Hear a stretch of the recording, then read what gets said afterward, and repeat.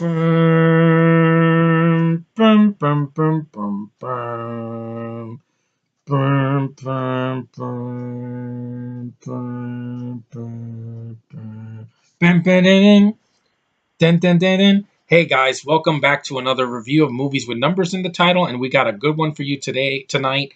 Another review, and this is of the 1964 Japanese classic that I watched as a kid, dubbed.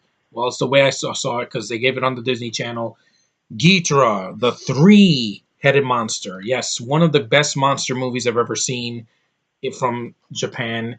And I love this movie. This is a piece of nostalgia for me. Look at that awesome poster and this disc. This is the way to get this movie on DVD. It's a beautifully remastered widescreen version of the original Ghidorah, the three-headed monster.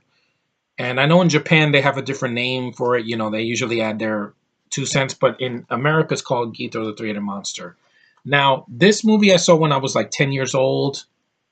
I remember watching it as a kid. I loved there were a lot of monsters in this movie. You have the introduction of King Ghidorah, or King Ghidorah, as they say in Japan, a three-headed golden dragon with awesome freaking electrical moves out of his mouth. It doesn't have arms. It's the weirdest kaiju I've ever seen because it doesn't have any arms. And then you have the reappearance of Godzilla. This is the first time he starts off as a bad guy and then he transitions into a good guy, and you buy it all the way. You have Rodan, who this is his first appearance after his movie in the 50s. And you have a larva version of Mothra right here, right fresh out of the its battle with Godzilla and Godzilla versus Mothra in 1964 as well. And this movie is a lot of fun. Like, I saw this movie a long time ago. You know, I love the monster battles in it are amazing. The special effects by Eiji Tsuburaya, they still hold up. The score by Akira Fukube still works to this day. I was just humming the music. The commentary on this DVD is amazing by David Khaled. It's a lot of fun. It's not to be taken seriously. He's just a huge fan of this movie, like I am, and it counts because he three-headed monster. So it's not just Ghidorah. And let me give you a quick synopsis on the back.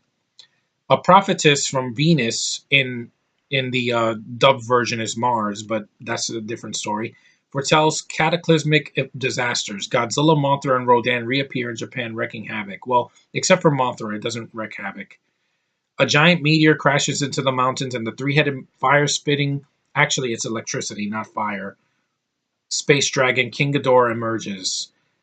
As the Venusian's prophecies come true, assassins from a tiny Asian kingdom hunt her down, while the Earth monsters must decide whether to settle their petty differences and join forces against the extraterrestrial enemy.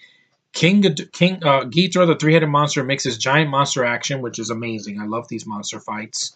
Paranormal mystery and James Bond-style intrigue were one of the most exciting and beloved entries in Toho's long-running Godzilla series. I agree with that.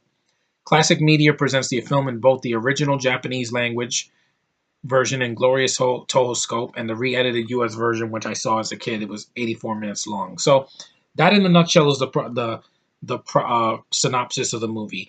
It's a well-told plot. It's got a hell of a Japanese cast. I mean, the original Dr. Serizawa's here is Akiko. I think it's a Hiko Takarada, yeah, or something like that, or no, it's a Hiro Hirata. It's hard to say their names because they don't have them on the back here. Akira Takarada is another guy, and there's the girl that played Emiko, not Emiko, I think Naoko or whatever her name is in Godzilla vs. Mothra. She comes back here. She has short hair. It's very cute. And also you have the twin fairies that sing to Mothra every time. It's a different song this time. It's not the Mosura, yeah, Mosura, Dokatsa. Yeah, that I love that song. That song is amazing. It's a new song for the movie, and it's basically a parody of the first two appearances from Mothra. And the film is a lot of fun. Like, you got Godzilla re-emerging from the water, being a badass with that roar that I love so much. He destroys a boat. He walks on the shore and he's destroying things, knocks down a tower, has a fight with Rodan, and it's hilarious because he gets knocked on his ass a lot because Rodan's flying and just knocking right into him. And then Mothra, there's a scene that Mothra shoots webbing right in their faces of Godzilla and Rodan. It's hilarious. It's like Spider-Man, but from the mouth, not from the hands.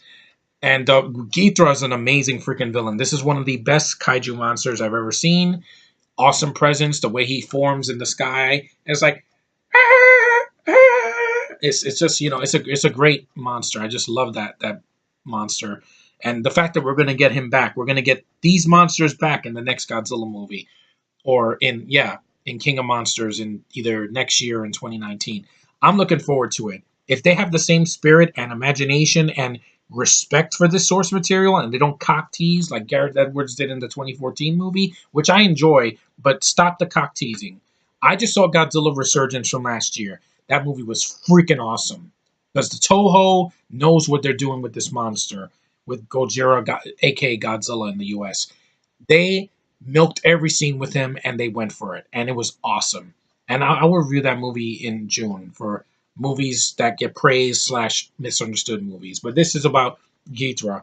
Godzilla's transition to a good guy works because Mothra tries to fight Ghidorah alone and gets his or her ass kicked. I don't remember if this Mothra larva is a boy or girl.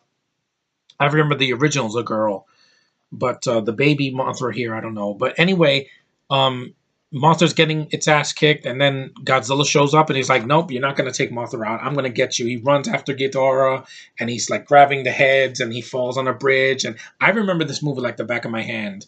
Rodan flies away from Ghidorah and then knocks right into him. It's freaking awesome. The fight scenes are hysterically funny, and they're awesome and entertaining.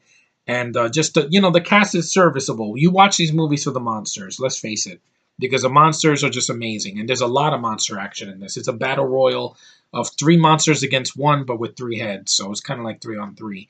And the way Ghidorah gets defeated, Mothra's shooting web is on top of Rodan's wing and shoots the webbing right in Ghidorah's face for a while until Ghidorah's just a nut webbing, and he's like bowing, saying, "Okay, I give up." Godzilla grabs him by the two tails, tosses him into the freaking ocean, into the ground, and then throws a rock at him. He throws a lot of rocks at King Ghidorah. It's awesome. I love it.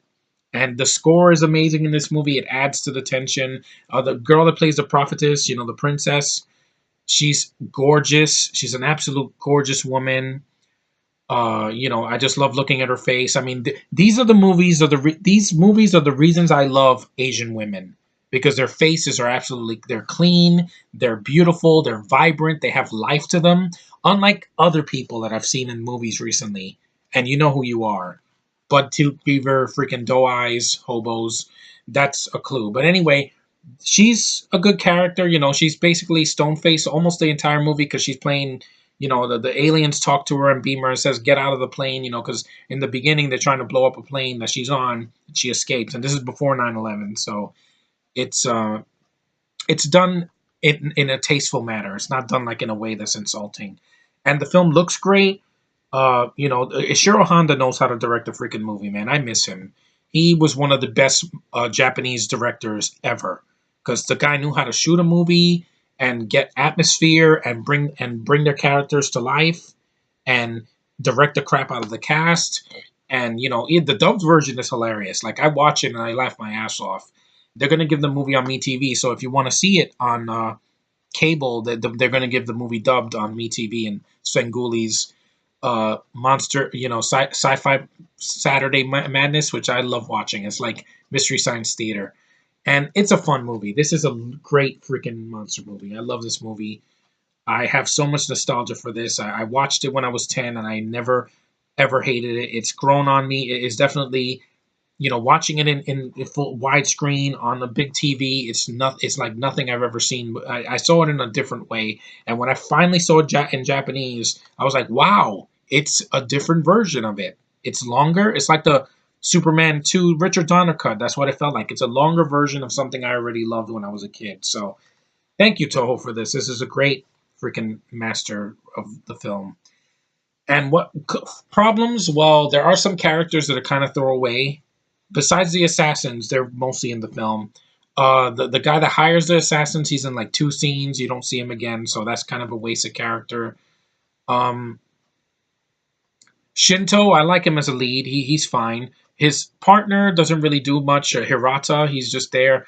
You have the guy from Godzilla versus Mothra who likes his sister, which is the other girl from Godzilla versus Mothra, and he's there. He's pretty good. His other men don't really do anything. They're there for comic relief, I guess, when they're going up the mountain and they find the meteor. And but other than a couple of and some pacing issues, you don't see the monsters in the first 5 minutes, but when they show up, it is amazing, dude. The fight scenes are hilarious. Godzilla suplexes Rodan. There's a lot of fire going, and explosions happening all over the place. The assassin gets killed by getting a rock slide right down to the freaking canyon. It's awesome. There's blood in this movie too. When Shinto gets shot by the assassin on his arm and starts bleeding. I'm like, holy shit, this movie has blood? And it was 64, so they started putting gore in movies. But it's a great movie. If you can get this on DVD, so worth your time. I love this movie. It's a 60s classic. I think all the characters, all the monsters are awesome. Please bring these characters back in a good way in King of Monsters. I need to see these characters just going at it. Just them going at it would put my butt in the seat within 5 minutes, and I'll be intrigued. And like most of the entries in the franchise, yes, slow build, but it pays off in spades, and it's an awesome freaking movie. Enough said. So yeah, that's my rave of Ghidorah the Three-Headed Monster, one of my favorite Godzilla movies. It's a classic from the 60s. It's well made. It still holds up. It doesn't need CG because it still looks great. The suit work, puppeteering, everything works. And some cast members here and there that disappear and reappear, and some of them don't serve a purpose. But it is what it is. It's a short movie. It's only 90 something minutes in the Japanese version. The American dub is only 84. So, but it's still a fun time. So I would highly recommend it. So anyway, thanks for watching, guys. Take care, and I'll see you in the next review.